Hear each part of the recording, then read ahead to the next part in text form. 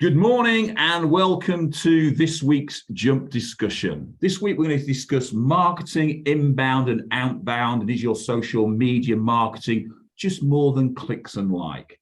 Now, social media marketing to the uninitiated sort of says it's a little bit confusing. You know, I'm an oldish guy, it's a little bit confusing to me sometimes. So this week we're going to shed some light on the matter. Lots of company owners in their meetings state that their candidates and clients don't hang out on social media. Well, as of January 2022, 3.9 billion people were the social media's users across all platforms each day.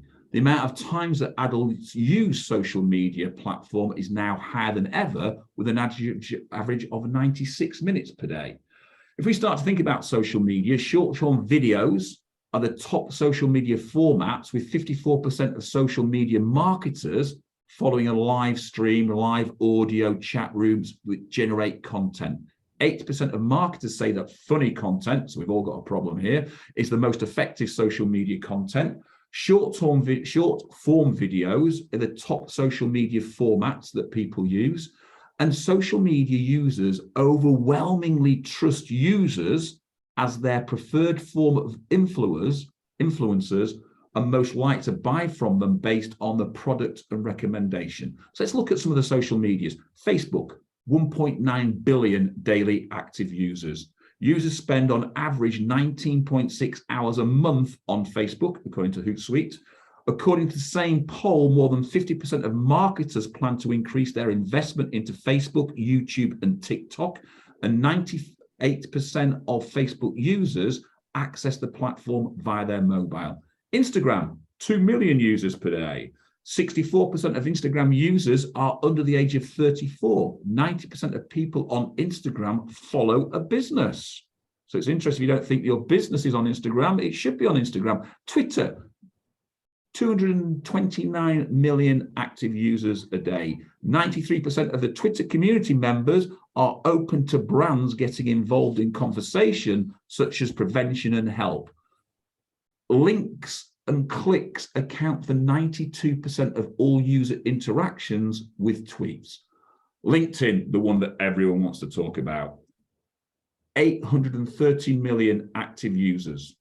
According to HubSpot blog, most marketeers post on LinkedIn 4 to 6 times a week. As of January 2022, 59% of LinkedIn users, who was between 25 and 34 years of age, 46%, I'll repeat that, 46% of all social media traffic to a company website comes via LinkedIn. And 82% of B2B marketeers report finding their greatest success on LinkedIn. The 6 steps to social media that help return your ROI: having clear set goals, understand your customer profile, understand what your competitors are doing, and be familiar with any social media presence that you have, and understand your data, because most companies don't actually pull their data on that, and develop a strategy based on your findings. So this week, we're going to open it up. This week, I'm joined by Rohit, who's the co-founder of Pager. Thanks for joining us, Rohit, much appreciated. He's worked in recruitment industry for 15 years, so he understands where the gaps within the market for recruiters and marketers are, and he understands that utilization of automation within the business. He's a co-founder, of Pager, that really bridged the gap between sales and marketing, basically creating Pager in 2018, having previously worked for people like Broadbean, etc. So welcome, Rohit. Thanks very much. Thank you. Thank you for having me. Pleasure. So I'm going to open up the question. In the last 24 months, online marketing has exploded. Yeah. So do you think this should be the go-to strategy for any recruitment business for the future? I think it should be a strategy. We're LinkedIn marketing partners, so we get their algorithms every quarter. And one of the things that LinkedIn rewards you on is being consistent. Now, I understand from a recruitment perspective, and what recruiters need to be doing is finding candidates, making sure your clients are being serviced. However, social media in general, whether it's LinkedIn, Twitter, or Facebook, you need to be in the forefront of their minds. And can you do that over the phone? Can you do that on emails? There's another strategy, and that strategy is LinkedIn, Twitter, Facebook, wherever your demographic sits. If you are in healthcare, for example, then you need to focus your efforts more, I would say, on Twitter, Facebook, and Instagram, and potentially TikTok. If you're trying to recruit people for your business, you need to look at your demographic and look at maybe Facebook, Instagram, LinkedIn, of course. So you have to be consistent with your posts, both on the company pages and your recruiters. So there needs to be a balance of both. And I guess this comes on to the second question, on how on sort of doing new business, picking up the phone, speaking to candidates and clients, but also there needs to be that marketing strategy that's consistent over time. Because there's no point doing content for maybe 1 week, leaving it for 2 or 3 weeks. LinkedIn don't reward you on doing that, or Microsoft, if you want to call them. Yeah, it's interesting when you start to think about that, and you start to look at, say, LinkedIn is, awash with recruiters posting all sorts of different things. And what we were talking about, you're talking about that second question, which is about if online is online posting is the new cold calling, is there a place for cold calling in a marketing strategy? And I think it's important that we've got to understand is that we can put lots of things on LinkedIn, Facebook, Instagram, etc., but we've still got to really reach out to the clients. So do you think then that cold calling within a marketing strategy is a must, or something that we should it needs to back it up 100%. I totally, I would definitely back cold calling. I'm a guy who did recruitment back in 2007, 2008, right? So for me, cold calling even today is important. You can't rest your laurels, rest yourselves purely on a marketing drive that you would do for your business. You have to back that up with calls, picking up the calls and speaking to people, because at the end of the day, we are a people's business, right? And people buy off people. But marketing, what that does is it helps people understand and recognize your brand imagery. So when you do pick up the phone, you do speak to that client or candidate, they recognize you as a business. They recognize it. It's very similar to a wider perspective, Howard. If I said to you, do you know the logo of Amazon, eBay? You could draw it for me if you could, right? With the smiley face. Yeah. It's exactly the same process, but on LinkedIn, Facebook, Twitter, and Instagram. We all see those logos on the TV, on the radio. We all hear it. We all see it. It's exactly the same process, but on LinkedIn, Facebook, Twitter, and Instagram. People need to recognize your brand awareness. So when you do pick up the phone, they know who you are. So marketing and sales really do go hand in hand. And I think in this day and age, they need to be working much, much, much more closely. It's interesting. We talk to lots of recruiters who say, oh, I don't do any cold calling now because my outbound social media advertising is bringing all inbound work. And I'm thinking, well, in 2-3 years' time, when everyone's doing outbound social media work, you're still going to have to now call your clients because they're going to get so much of it. So cold calling is going to become, the new cold calling, because you need to call your clients to then differentiate yourself from the clients. So if you're never actually calling your clients, you never actually get anywhere. And I've just been speaking to, I'm on a client site today, and I've just been speaking with them about doing warm-up campaigns. So sending emails to clients about what their process is over a certain number of weeks, but then linking in with them, making sure that you're posting on Facebook, LinkedIn, Facebook, etc., every single week. And it's that continuity that you talked about in that first question, the continuity there. And then when you get to week 6, 7, and 8, then you start to call the people who have looked at your posts, looked at and opened your emails. And that way you're starting to sort of talk to the people first and foremost who are more interested before you start getting further down the list. So I think there's lots of opportunity to actually develop your sales rather than just think about posts and likes. Yeah, I look at the other thing I wanted to discuss as well is that, you know, and people can agree or disagree with it. You know, people say, oh, there's a lot of white noise, and white noise could also be, I've got a job, I've got a job, I've got a job. Every single post that goes on the feed, people don't want to see that. People want to see a bit of value. If you're a recruiter and you're in your niche, talk about your niche. If there's something out there in the marketplace that's out there on the web or something like that, talk about it. Having an opinion about the technology that's just come out, or the funding that's just come out on your sector, or a project that's been made if you're in construction, have an opinion on that.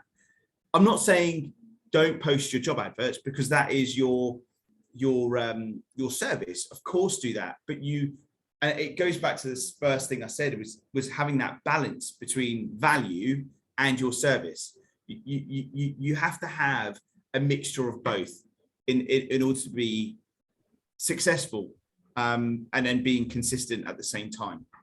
So if I looked at that, what I'm hearing then is what I talk to my clients about is that at any one time, between 15 and 20% of the marketplace is looking for a job.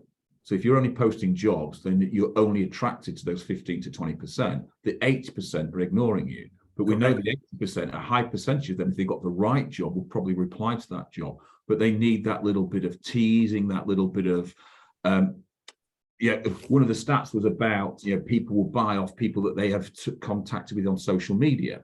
And if you think about that, the more you're then seen on social media, the more they're likely to come to you and buy to you. And I think this is the sort of bit then, lots of people claim to be social media influencers. And I talk quite a lot about KPIs. And one of my KPIs is you need to be the key person of influence in your marketplace. Yep. So how do agencies and its staff become better at building their social media presence?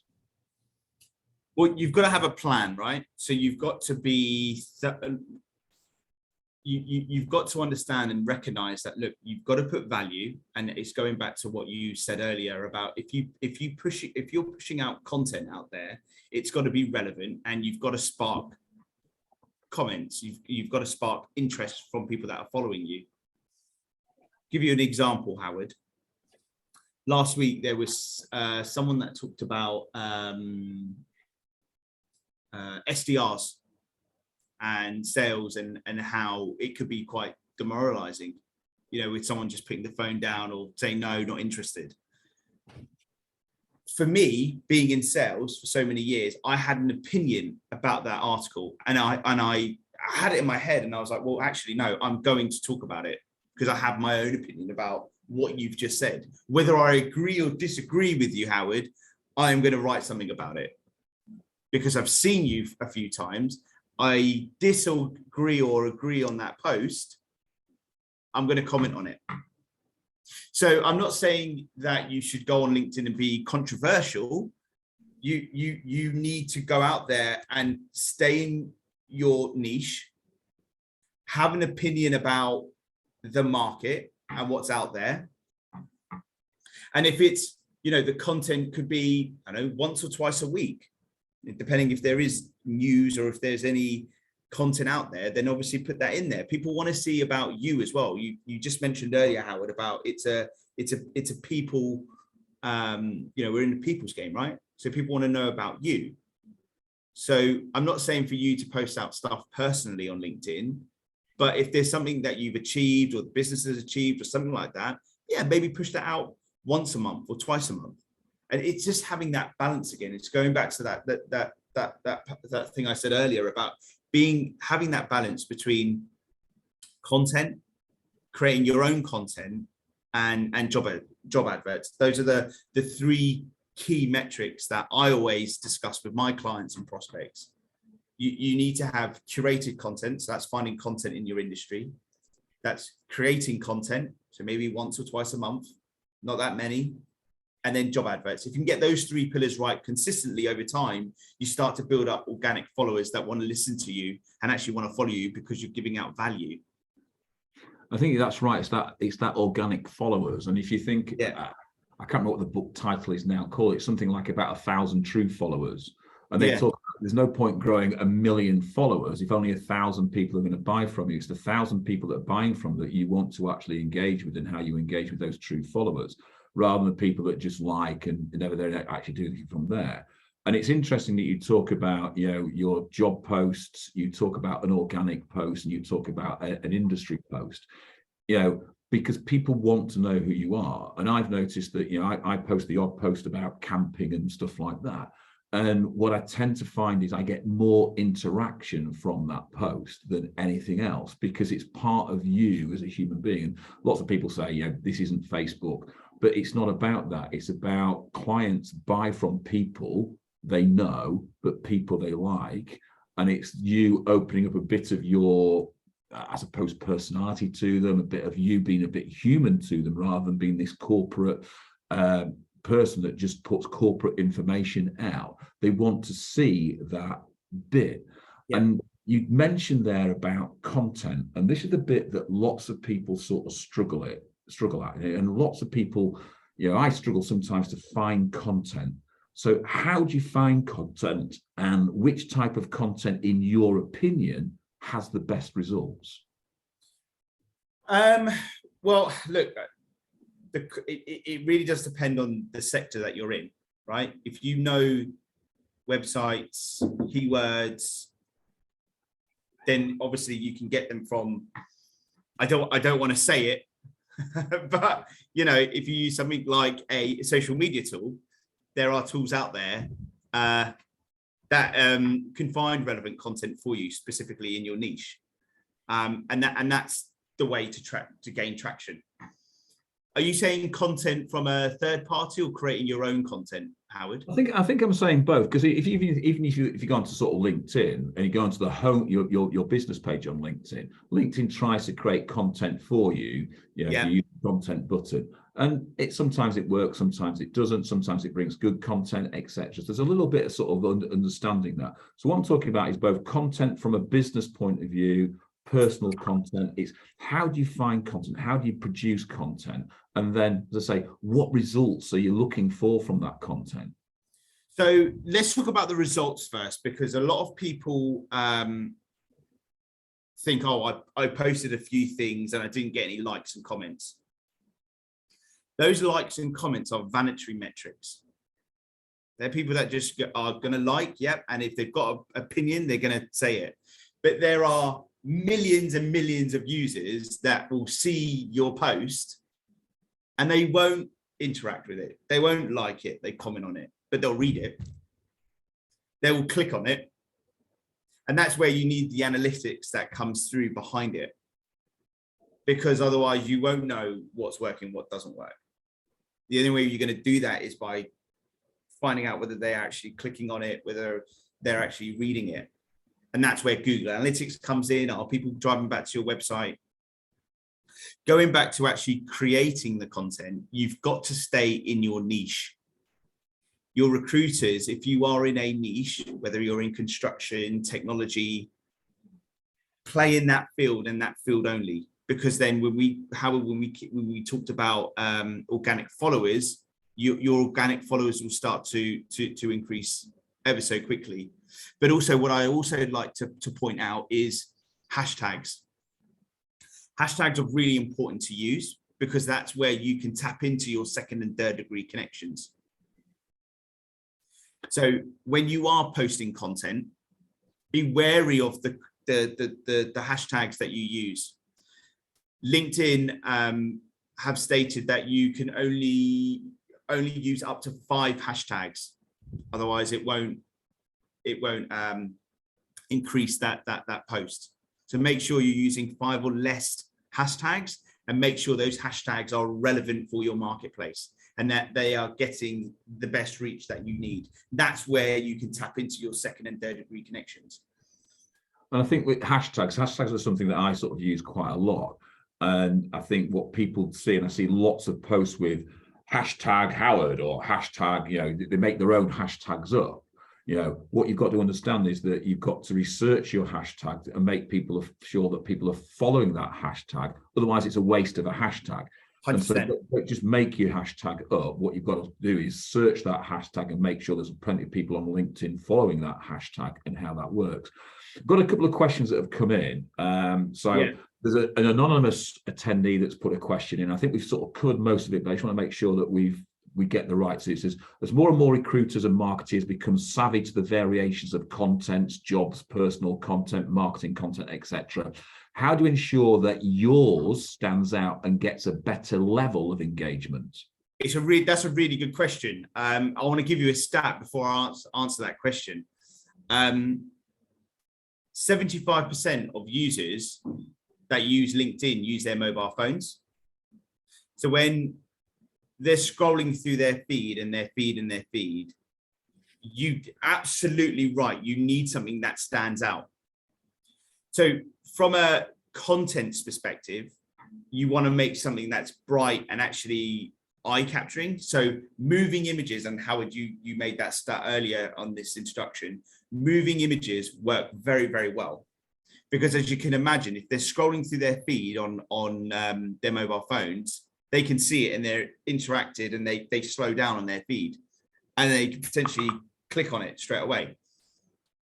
So moving images works very well. Video content, again, Howard, you mentioned a stat earlier, works very well. So I would do a variation of both moving images, static images to get good levels of engagement, and make sure if you tag an individual, make sure that individual reacts to the post that you post out.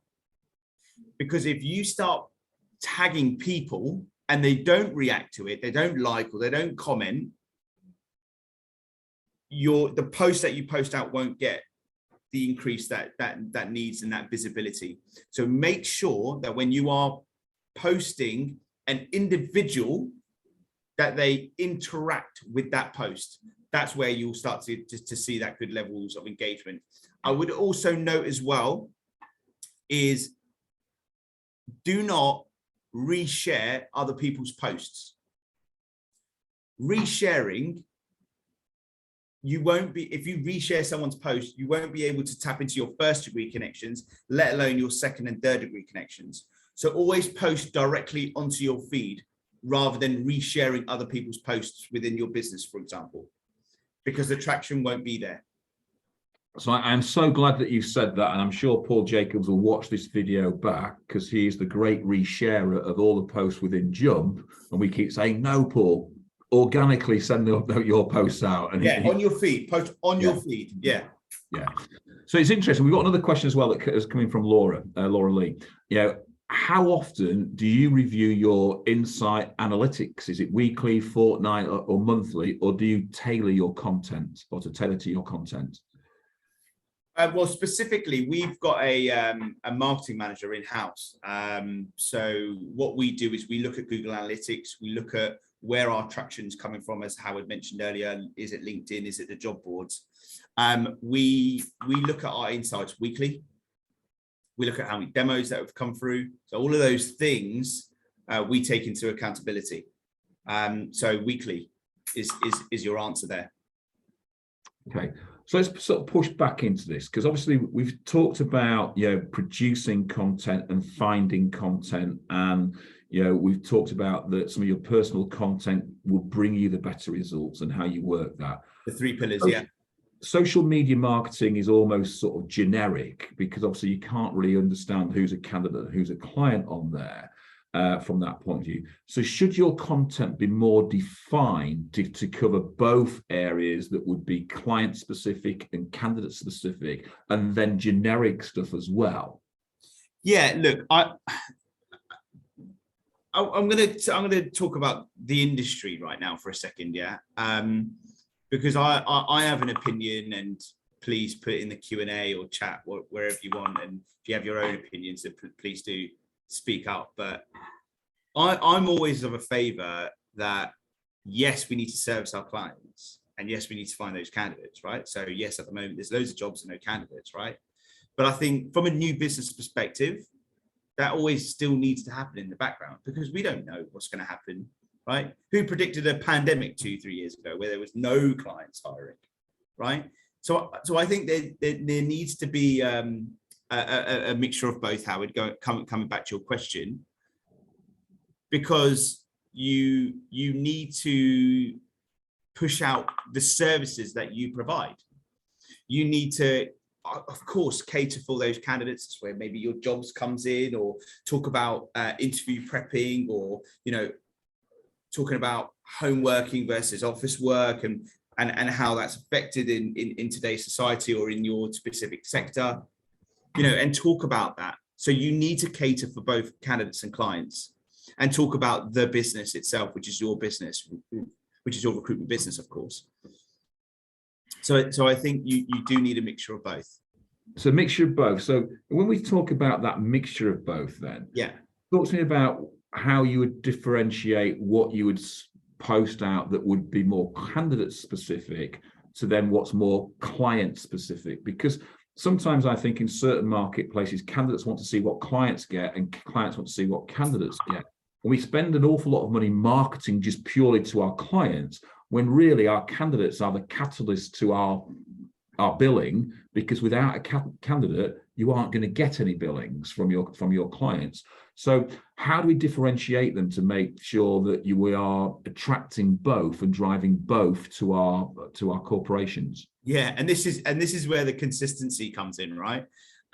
You need to make sure that, and it comes back to some of the answers I said earlier, and being in that niche, because I think both clients and candidates are going to have an opinion on the sector that you're in. So the news that's come out, or, you know, a topic that's just been released, and you having an opinion about it. Always put an opinion about the article, rather than just putting out an article and that's it. Have a status, put your hashtags in, because that's where you can generate both candidate and client. Because, Howard, clients could turn around and be a candidate at some point, right? I've seen that happen plenty of times, right? So you've got to have that mixture of both, and making sure that you are being helpful to both candidates and clients, for sure. And advice from candidates' perspective is, well, there's loads of jobs. What's the best job? Do I go just for the money side? Is the grass always greener, Howard, on the other side? Because I guarantee you, candidates probably go, well, if I get a $5,000, $10,000 increase, I'll probably jump. But is the grass always greener? And that's the kind of content that I think recruiters need to be posting out for candidates, and just having to think about it a little bit more, right?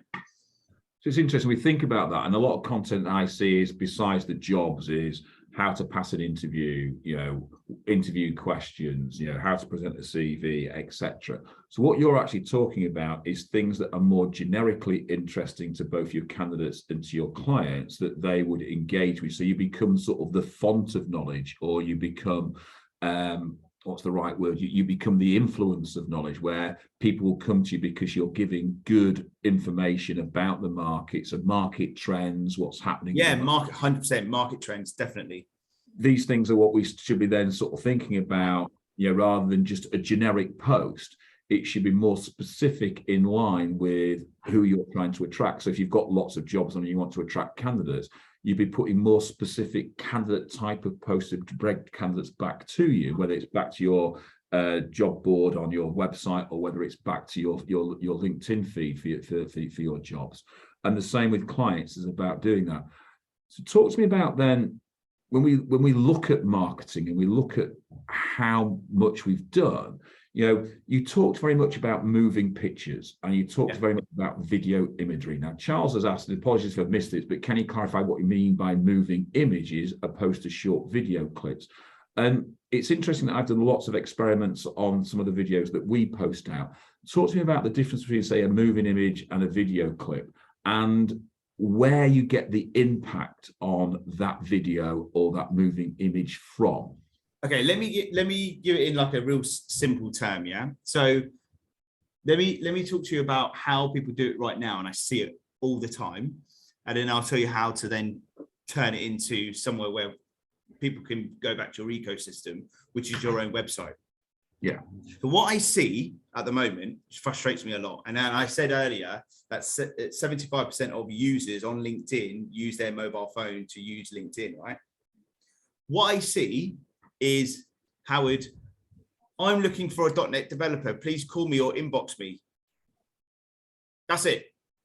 Yeah. There's no call to action. There's nowhere someone can click easily to apply to that job. It's literally, if you're a .NET developer and you've got X amount of experience, can you give me a call? And lo and behold, the gods will then come down with candidates in and be flooded in your LinkedIn feed. That's not going to happen. Reality is, Howard, that's not going to happen. Do you agree with me on that? I absolutely agree with that. That's just me. No, I see those all the time, and it's like, really? Why would I answer that? Why would I respond to that? Why would anyone respond to that? Because so they're just going to scroll through their feed. So, yeah. So going back to Charlie, your question, what you got to make sure of is, if you are, let's say, posting a job, and let's just stick with the jobs aspect because I want to make it relevant to your audience, Howard, right? You've got to make sure that you've got a great status, you've got your hashtags, which we mentioned about the content side, but have a click to action, like have a nice moving imagery with the job title. And when someone clicks on that image, they're redirected to your ecosystem. So it's a place where they can apply quite easily to that job. Yeah, it's very similar to, like, you buy something on eBay or Amazon. It's got to be easy for someone to click somewhere. I'm on an ecosystem of Charlie, your website, for example, and making it move works better from an algorithms perspective on LinkedIn. Now with Twitter, just so another fact for you guys, Twitter is an open source. So unfortunately, when I speak to agencies, a lot of my clients and prospects say, look, we've got Twitter, but hardly use it. I don't really like Twitter. I don't use it. Well, it's a shame because Twitter is an open source. So what that means is, if you put a backlink back to your website on Twitter, it increases your SEO organically. So I would recommend having Twitter on and putting a link back to your website on Twitter as well. So using Twitter. And Charlie, I hope that's answered your question. So if not, happy to. So I'm a big advocate of that. Is that, I'm a big advocate of your website. I always say, when I'm talking to clients about their website, I always say, give it to your mother or give it to your grandmother to use. If they can't use the website, then it's too complex. Yeah, it needs to be quick and it needs to be fast and it needs to be easy. And most websites are far too complex. So what you're saying with your social media is exactly the same. Use the KISS method, keep it simple, stupid, and drive it to somewhere which, again, is simple and easy to use for people, because we know that too many clicks, people switch off. So what you're saying is, what you should be measuring when you start to sort of measure your social media content is measure those that have viewed it, measure those that have clicked through to the page that you want them to click through to, and then who complete that page. You then start to see whether your social media is actually working. Because one of the questions that we get asked an awful lot about marketing, and we're the first to admit we're not marketeers, but obviously we're very close to that marketing market. How much marketing is too much marketing? As there's so much of it out there, and do you get lost in that social media ether because there is so much out there? Well, you've got to track it from like revenue as well, Howard, right? So when you are tracking this, you've always got to bring it back to the revenue and how much it's bringing you back. And that's why it's really important to track everything. And that's why, I briefly mentioned about, Google Analytics. So it's really important that you bring it back to, goal conversions, for example, on Google Analytics, right? So, and this is why I go back to the second question that you had, which was, how much should you do it? And I highly believe you should do it weekly, so you can track everything that comes through and what's working and what's not working. So you can then change slightly the way that you're presenting your content, whether it's LinkedIn, Facebook, Twitter, or Instagram, back onto your website. Howard, going back to the website, just on a note as well, and some of the a question that I asked, which is really simple, is any owners on this, have you ever tried to apply for a job on your own website and how easy it was? If it's easy enough, then that's great. If it's not, then you need to do something about it. Because I look at websites all the time.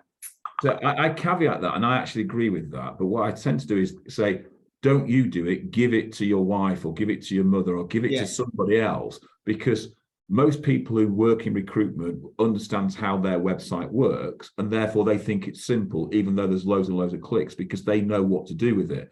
So I would give it to somebody that you know. Give it to and excuse the expression, give it to your thickest friend. Give it to your most stupid friend and see if they can use it. Because if they can't use it, then there's lots of other people that can't use it. On mobile phone as well. Yeah, absolutely. Test the mobile phone. Yeah. So the question, we go back to that question though, does how often do you think your posts get lost in that social media ether? And is there a way to make your posts become more prominent in the marketplace? Yes, and that's by making sure that you're on topic, but also making sure that and I talked about vanity metrics earlier about likes and comments. Comments do drive interaction. So if you do get a comment, make sure that when you get a comment, you reply back to that comment, because then you're making that comment, that post relevant. Yeah. There are a lot of people out there that have comments and then never reply back. Make sure that when you have a comment, you are commenting back, because that will increase the visibility on that post. Is there a time period that you should? I mean, everyone talks about that golden hour when you first put the post out. Yeah. Is it the same there with comments that let's say today I'm on client site all day. I put a post out at 7 o'clock this morning, and 20 people might have commented on it, but I can't get back to that comment until 5 o'clock this evening. Yeah, that's it's within 1 hour. Yeah. And also just bear this in mind, no more than once every 4 hours. And if the post is performing well, so the impressions on the left-hand side of the analytics on LinkedIn, if the post is performing well, don't post again too soon. Because then what will happen is it will have half the reach ongoing on that new post. Right. So what you're saying is if you've got a really good post that's out there and it's creating lots of traction, don't post too soon after it, because it halves the new post is traction. Just talk to me a bit about that golden hour, and talk about don't comment. You said something after 4 hours, I think it was. Just explain that a little bit more to me. So the comment is within an hour. So if someone posts comments on your post within the hour. Yeah. The 4 hours is don't post something within a 4 hour period. So if you've posted something, wait 4 hours, then post. Right. Okay. So your next post should be after 4 hours. Right. Correct. Yeah. Sorry, I was not making myself clear. Sorry, apologies. I for some reason I thought we were talking about the comments, that if you make a comment, don't post after the comment, have another 4 hours. And I thought, is that no? The comments is one comment within the hour. Yeah. Okay. So one thing that I've struggled with, and I think a lot of clients struggle with as well. Marketeers, in my experience, don't like to measure their impact from an ROI point of view. They like to measure the number of followers, the number of clicks, the number of likes, etc. So in your opinion, you've talked about some measurements. What should we be measuring to ensure that we actually get a return on our investment, so we can see what we should be driving from a social media point of view, from a corporate point of view, and from an individual point of view as a recruiter? What should we be measuring? and this goes a little bit deeper from a marketing's perspective, but it's Google Analytics ultimately from a website's perspective, because ultimately you want people driving people back to your own ecosystem, which is your website. And then what you then do is when you get Google Analytics, what you will be able to see is where that traffic's come from. So if it's Indeed, whether it's LinkedIn, whether it's Facebook, whether it's Facebook ad campaigns, you can see that list there straight away. So I would highly recommend, and we do have a LinkedIn playbook, page of LinkedIn playbook. Howard, I can give that to you so you can give it to your audience. I'm more than happy to do that. Thank you. And everyone could see that, and I could send that over to them for sure. But it's Google Analytics and making sure that whatever's driving traffic back to your website is where you put in the most efforts in ultimately. So what you're saying is that your social media is only a small part of what we should be looking at. Oh yeah, because marketing is a range of things, right? It could be email campaigns, it could be all sorts of things from your database. So, you know, the social media part of it is making sure and finding out where that traffic's coming from your website. So then when you drive it back to your website, what you've got to make sure is that your website is fit for purpose and where you're driving it on your website. So driving it to your homepage might not be ideal, but you should be driving it to either a landing page or a specific page on your website to make sure that. So what we're talking about is it's no good having this really good fancy marketing process that's going on if we're driving it to a website that's not fit for purpose. And therefore we should be looking at how we develop our website and then measure the response from our website to ensure that we're actually creating ROI. It's not just a job board. Sorry to cut you in there. It's not a job board where you can easily measure how many candidates you've got from that job post, right?